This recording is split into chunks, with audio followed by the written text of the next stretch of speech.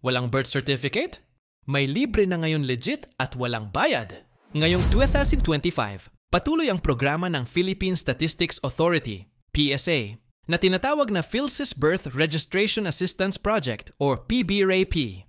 Layunin nito na matulungan ang mga Pilipinong walang birth certificate, lalo na ang mga taga-liblib na lugar, indigenous communities, at mahihirap na pamilya na marehistro sa civil registry ng libre. Ang maganda dito, hindi lang rehistro ang libre, pati ang PSA authenticated copy ng birth certificate ay sagot na rin ng gobyerno. Walang bayad. Wala ring penalty kahit late registration pa yan. Sa ilalim ng programang ito, may mga barangay na binibisita ng PSA Caravan para makapag-process on-site. Kasama na rito ang data capture para sa National ID, PhilSys. Bakit importante ito? Dahil ang birth certificate ay requirement para sa school enrollment, trabaho, government aid at pagkuha ng passport. Kaya malaking tulong talaga ito para sa mga hindi pa nairehistro mula pagkabata.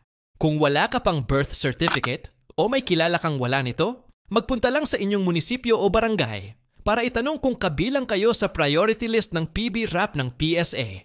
I-share mo to it. Mato sa kabarangay mong walang birth certificate. Libre na.